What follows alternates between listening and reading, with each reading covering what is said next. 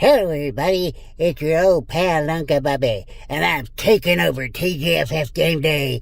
That's right.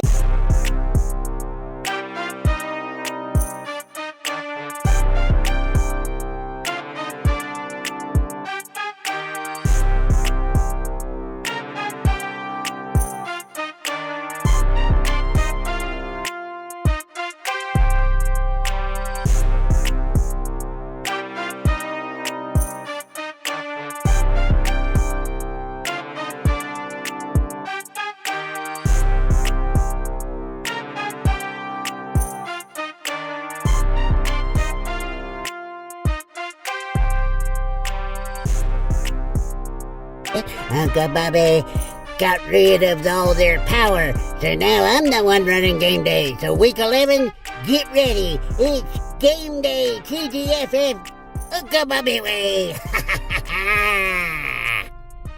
All right, now it's time for that old boy named Jay, bringing us a sitting pretty dog grooming moment of the week. That's right, sitting pretty dog grooming is brought to you by the old underdog picks. Well, let's see how bad Jay's picks are this week. Take it away, Jay. Hello, everybody, with your sitting pretty dog grooming underdog pick of the week. Give me BYU. That's right, BYU, who is a 10.5-point dog versus Texas Tech in Texas Tech's home stadium.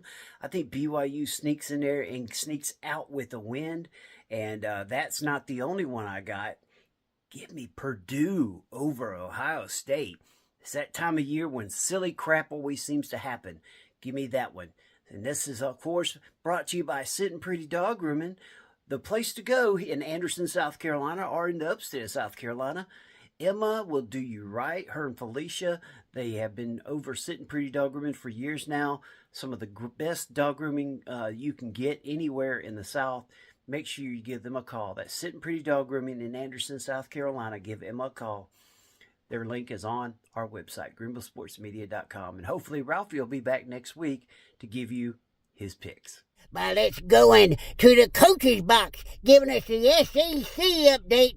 Brought to you by Pepsi Cola. That's right, the SEC, the way where the so-called big boys play. That's right, it just means more. Well, I don't believe it, but the coach's box is going to bring it to us anyway. Take it away, guys. Hello, everybody.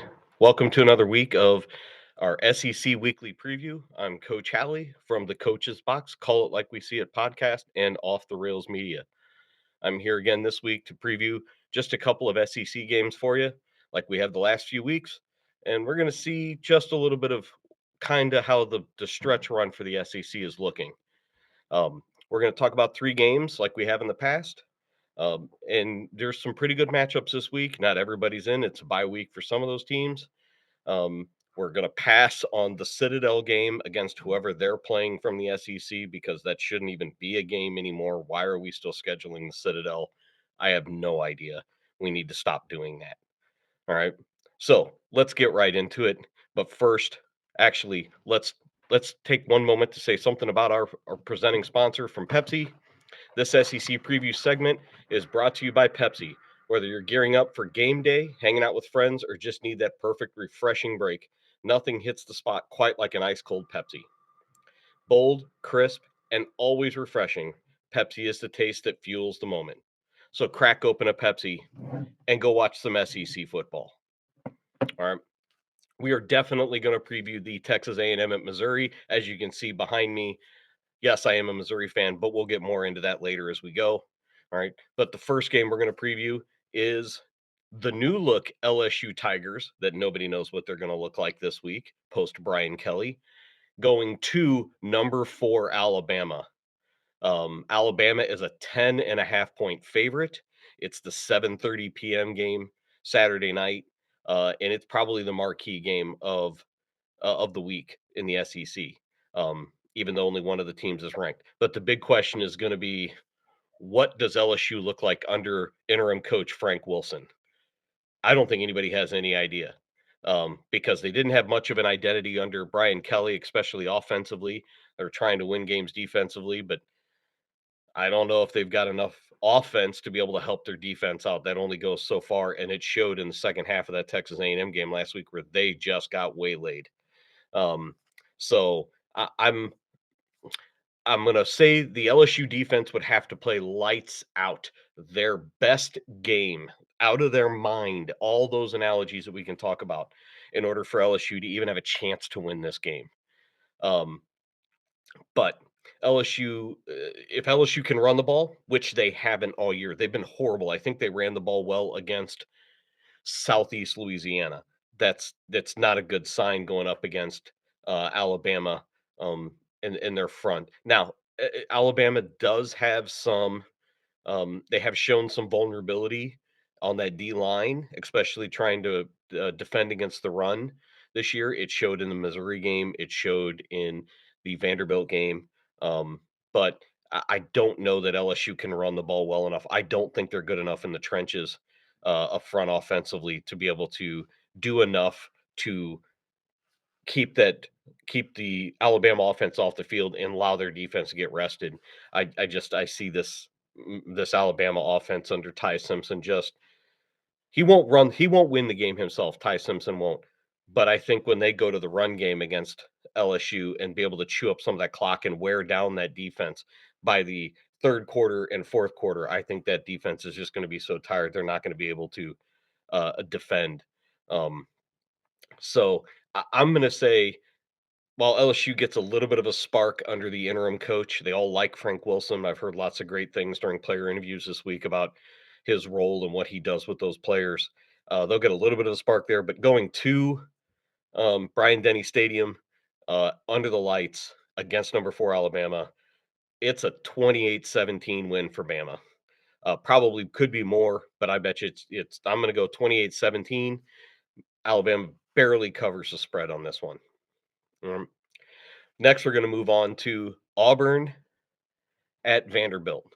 There's a theme here between these two games. It won't go into the third one, but the theme here is uh, teams with new coaches and how do they fare. So we're going to see how does Auburn post Hugh Freeze, um, how do they fare against a number 16 Vanderbilt, who is a 6.5 point favorite. Um, how do they fare after coming off of that close loss at Texas last week?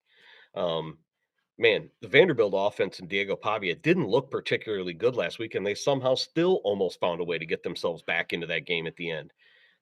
So this will be a defining moment for Vanderbilt. Are they really for real, or um, can Auburn get enough of a spike from being the post Hugh Freeze under new coach? I don't even know who their new coach is. I should have looked that up, but I don't think it matters at all because I don't think Auburn's very good at all. Auburn's offense is horrible. They can't throw the ball. They can't run the ball. They can't block. They can't catch. And their defense doesn't do anything special enough. This is now, I haven't seen this team outside of Hugh Freeze, but they were so wildly I thought they were so wildly disorganized as a team.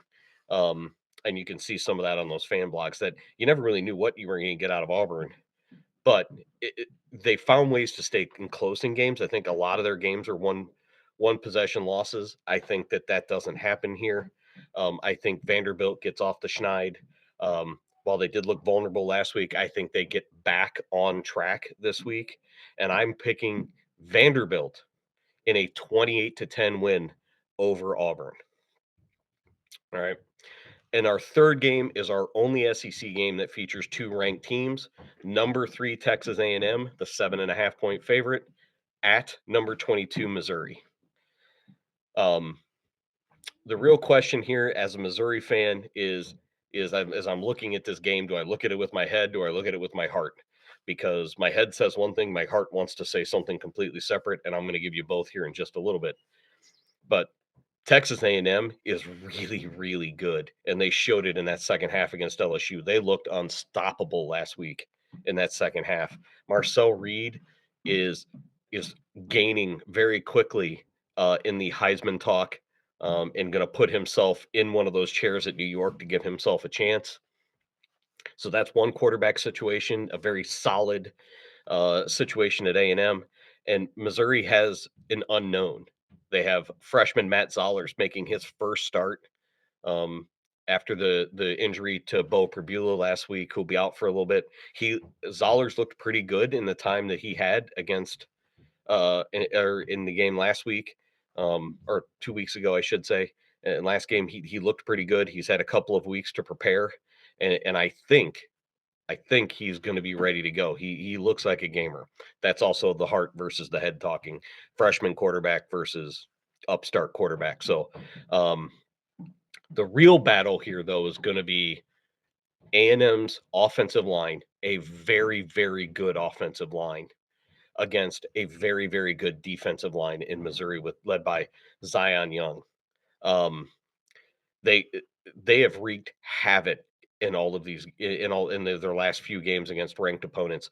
They were in the backfield a bunch against Vanderbilt and Diego Pavia and gave Vanderbilt a look that they hadn't seen, where Pavia used to, for the first part of the season, was just able to do whatever he wanted back there with no pressure, and Mizzou was able to bring pressure on that offensive line that hadn't been giving it up, and they did the same thing Mizzou did against Alabama several weeks ago as well.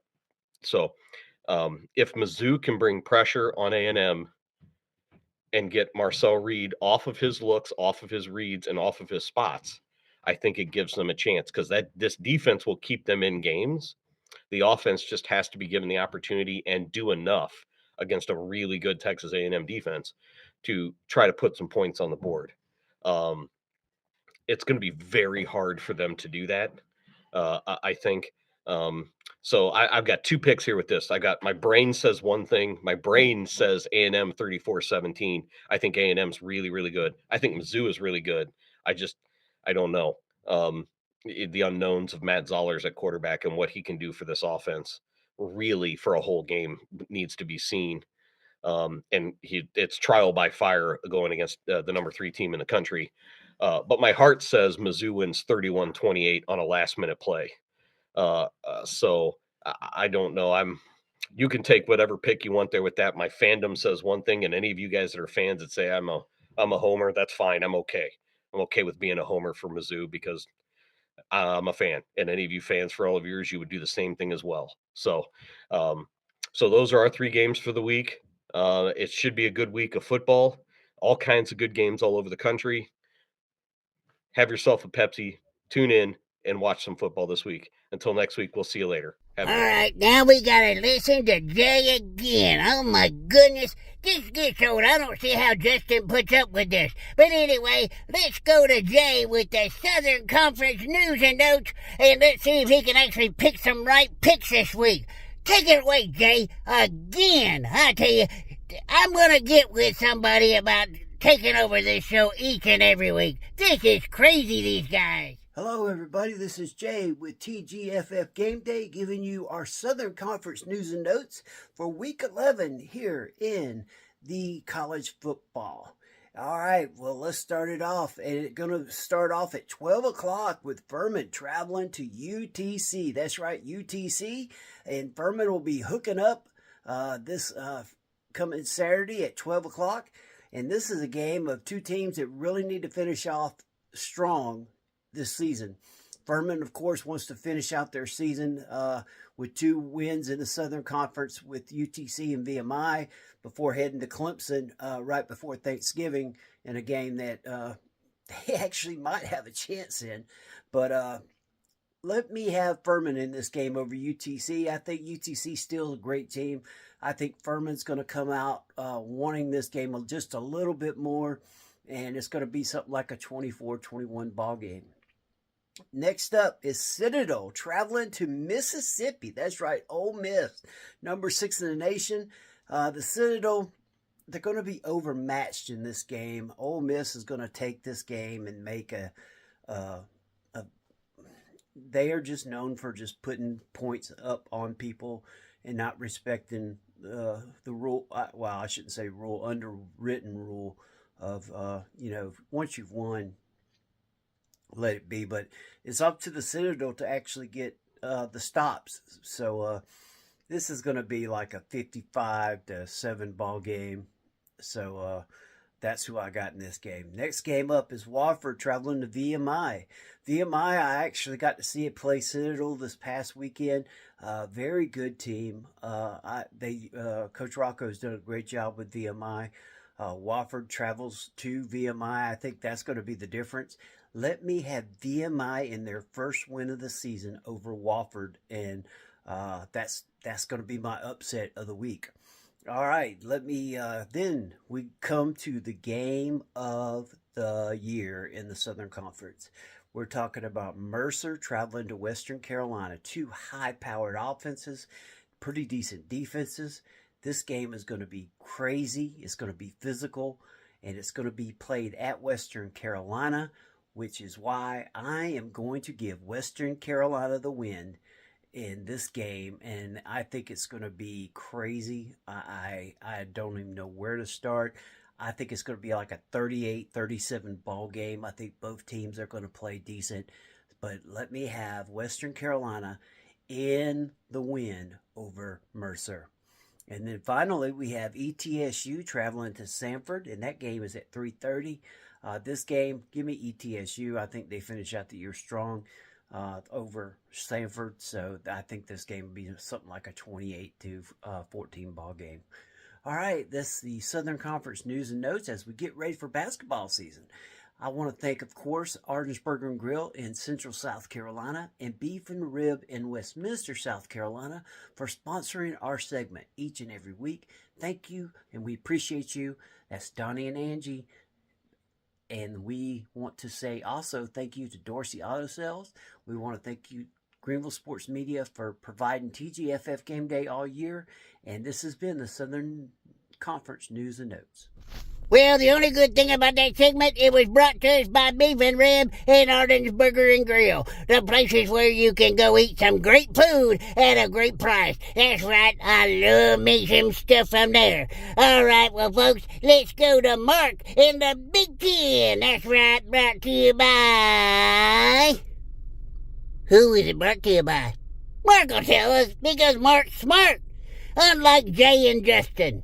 Take it away, Mark, with the Big Ten news and notes. What is up, fans of TGFF Game Day? This is your Big Ten expert, Mark, getting ready to talk to you about this weekend's Big Ten matchups. Got a few good ones, some that are kind of intriguing, some that in the beginning of the season, look like they're going to be more intriguing than what they are. We'll definitely dive right into that. Just to kind of let you guys know right now, this segment is brought to you by Cowboy Revolution. Please make sure you go check them out for your gear. Mention Greenville Sports Media, you get 10% off any of your purchases. This weekend should be an interesting weekend. I plan on jumping right into those games here in just a little bit. But let's kind of just talk about where we stand with the Big Ten. Right now, like I said, you still got the three prime teams right now: Ohio State and Indiana and Oregon. Oregon's still on the outside looking in, as they did suffer that one loss to Indiana. But they still are in contention for the Big Ten championship and definitely a strong playoff contender. But right now, those are your three top teams. However, there are some surprising teams that are playing there right now that are still in the hunt. Right now, you have USC, University of Southern Cal.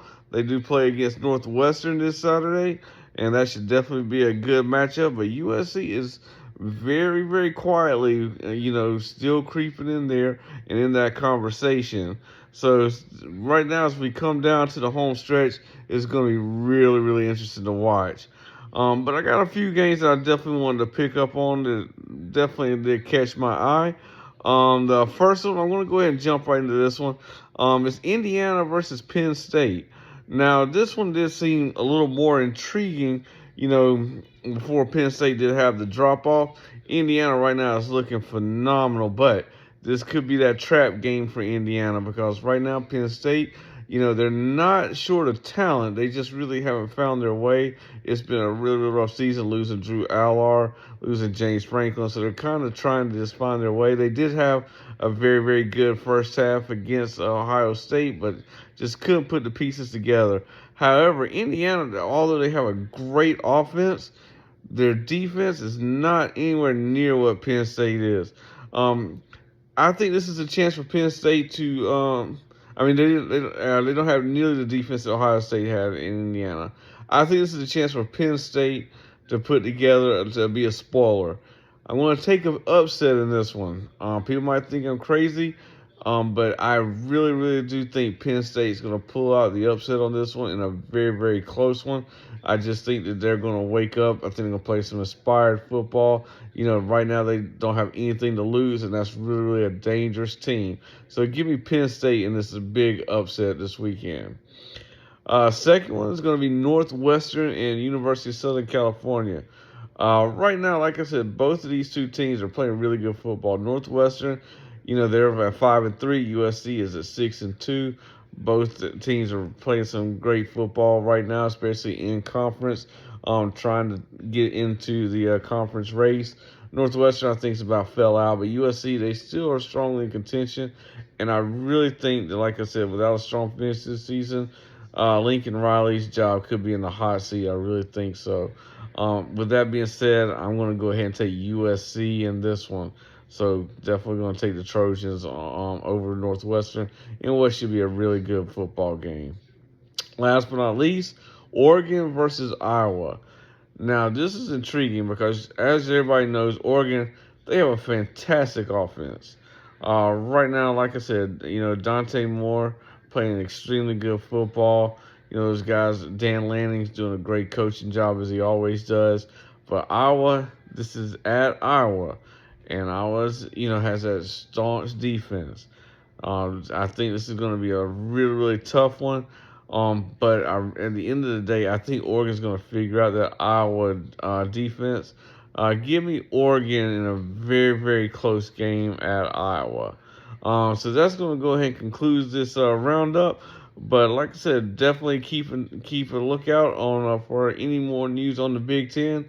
Because we're coming down to home stretch. It's going to be an exciting last couple of weeks of the season. So definitely keep watching as we'll continue to unravel what's going to happen here as we get closer to championship week. You guys have a great evening. Enjoy those games this weekend. All right. This week's ACC moment is brought to you by Uncle Bobby and Clemson Family Wish. Make sure you go to ClemsonFamilyWish.com and donate some good money to these kids and these adults that really need the money and they need the time and they need your love. Make sure you go do that. Uncle Bobby approves them for sure. Let's talk about the ACC. Well, we're just going to talk about a couple games. First of all, I want to talk about my Clemson Tigers. They taking on FSU. That's right at 7 p.m. Give me them Clemson Tigers over them old Seminoles. I can't believe the Seminoles beat Wake Forest last week, but you know what? This week it's going to be different. Give me Clemson over FSU. And the next game I want to talk about is my Demon Deacons from Wake Forest. That's right. They're going to be taking on Virginia. And it's going to be a ranked game. Oh, that's right. Virginia, you got lucky. Well, you ain't getting lucky this week. Because Uncle Bobby's telling you that Wake Forest is going to beat you up. That's right, they're going to take you down. And that's Uncle Bobby's ACC news and notes because there's nobody else I want to talk about this week. But I love those games right there. All right, well, let's talk about some of these picks of the week. I'm telling you right now, I just am going to bypass all of them and go straight to Uncle Bobby's Picks of the Week. Brought to you by Point RB at Lake Hartwell and Cheerwine. Let's play my video of the Picks of the Week. You're going to love them. Hello everybody, it's your old pal Uncle Bobby, and I'm here to give you my picks of the week. That's right, my picks of the week. And I snuck into Jay's place, and I found out what he was looking at. So here's my picks of the week. Of course, let me have them Clemson Tigers over FSU. Oh, you ain't gonna get no chopping going on at Clemson this year. That's right. Dabo's got them boys ready this week, and I'm telling you right now, it's going to be Clemson over them FSU Seminoles. All right, and then another one I'm going to pick. Give me California over Louisville in an upset. That's right, California over Louisville in an upset.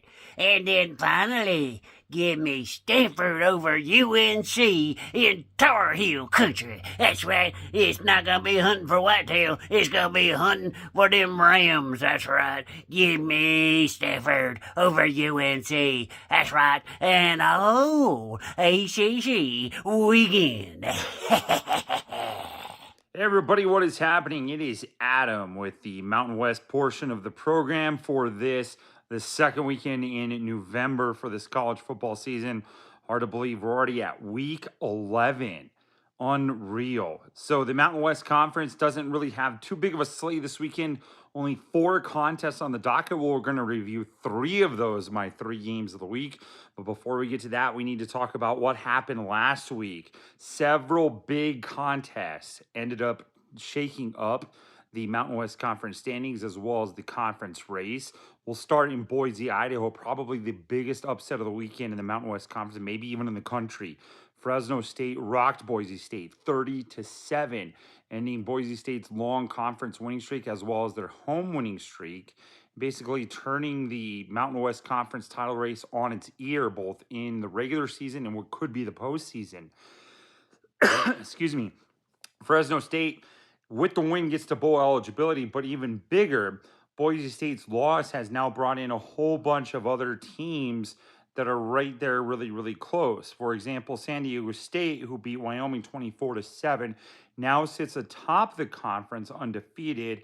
And with the way their schedule shakes out, they could head into the conference championship game as the undefeated team in the regular season. Who would have had that on their scorecard? Speaking of which, UNLV was hoping that the Boise State loss would bring them back into it, but they didn't take care of business at home as New Mexico went in there and stunned UNLV by a final of 40-35.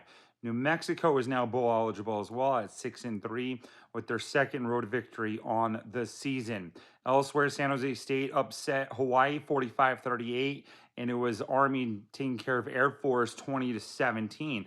Now, what did the standings do? Well, basically now there's 5 teams within a game and a half of the lead. San Diego State sits on top at 4-0. Boise State is 4-1 in conference. And then you have 3 teams all sitting at 3-2. Those teams are Fresno State, Hawaii, and New Mexico.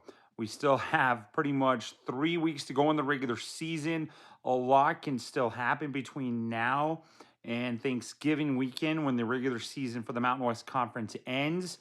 This conference race has just been blown wide open, and there's a couple of games this weekend that will help to kind of deciding what happens there. And I haven't even gotten to the 6th and 7th place teams in UNLV and Utah State still in this at 2-2 records in the conference, and even San Jose State, 8th overall in conference, still at 2-2, and still with a shot to make the Mountain West Conference Championship. So our 3 games of the week, we're going to visit Nevada taking on Utah State. That game is at 5:30 p.m. Mountain Time, 7:30 p.m. Eastern Time on CBS Sports Network. Utah State is 4-0 at home. A win goes a long way, not only to making it to bowl eligibility, but again, I just said that they're still not even out of the conference championship race. Nevada is 0-4 on the road. So, I mean, they're really, really struggling. So this is a perfect spot for Utah State to get right. Utah State is a 9.5-point favorite entering this. The total is at 53.5. Bryson Barnes, the dual threat quarterback for Utah State, I believe he's going to be the key player in this game. Up until a couple weeks ago when they lost to New Mexico, he had 5 consecutive games of where he rushed for over 40 yards. He only had 4 yards rushing against New Mexico a couple of weeks ago. He also had only 164 yards passing. That was his second lowest total of the season. I think with Nevada struggling on the road, Utah State dominating at home, this is a place to get right for Utah State and to stay alive not only for the conference championship game, but also for the, bowl eligibility that we just talked about. So I like Utah State to win big in this one. I like them 31-7 in this contest. That brings us to our second game of the week. It's UNLV versus Colorado State. This game is at 7:30 p.m. Mountain Time, 9:30 p.m. Eastern Time on Fox Sports 1. UNLV has 2 losses in a row. Colorado State, 2 losses in a row. Colorado State's coming off a bye week after they lost 28-0 against Wyoming. That coming on the heels of firing their head coach, Jay Norvell. UNLV lost to Boise State. Then they turned around and lost to New Mexico last week. Their two losses have basically, along with Boise State's loss last week, are the ones that have kind of blown this open. Right now, Anthony Colandrea is probably going to be the player of the game to watch in this one. He has 3 consecutive games of 215 plus passing yards. He went for a season high last week in the loss to New Mexico at 382. Colorado State allows 221 passing yards a game. They're favored by 4.5. I think UNLV gets it done against Colorado State big time in this one by a final of 31-10. Our game of the week takes place out in the island, 9 p.m. Mountain Time, 11 p.m. Eastern Time on Spectrum Sports. 7-1 and undefeated in the conference at 4-0. San Diego State visits 6-3 Hawaii, also 3-2 in conference. A win here by the Rainbow Warriors would set this conference on fire and basically brings 9 teams back into the hunt, including Wyoming, depending on what happens with the Cowboys this weekend. However, a big win for Hawaii would also kind of set them up for controlling their own destiny in order to make the conference championship game. Now, San Diego State's defense only allows 10 points per game on the season. They're coming off a stellar performance last week in which they won 24-7, and then the week prior they shut out Fresno State 23-0. This one's going to be really interesting because right now San Diego State is favored by 6.5. The total is at 49.5. But Micah Alahedo, the Hawaii quarterback, has 4 consecutive games of 300 yards passing. 2 of those contests he threw for over 400 yards. In that 4-game span, he's thrown for 12 touchdowns and only 2 interceptions. 3 touchdowns in each of the contests. This is going to be a really, really interesting matchup of the Hawaii passing game versus the San Diego State pass defense. Calling for the upset here. Like Hawaii, 34-30 in this one. All right, one other game this weekend. It's Air Force visiting San Jose State. Everybody else is on a bye week this week. Well, that takes care of the Mountain West portion of the show. Hopefully you enjoy week 11 in college football, and I'll see you guys next week. Follow me on X at SSN New Mexico. Take care, everybody. TGFF, back up for football. Game day. TGFF, back up for football. Game day. TGFF, back up for football. Game day. TGFF, back up for football. Game day. You have tuned in to another episode of Thank God for Football, brought to you by the Fanboys, powered by Greenville Sports Media.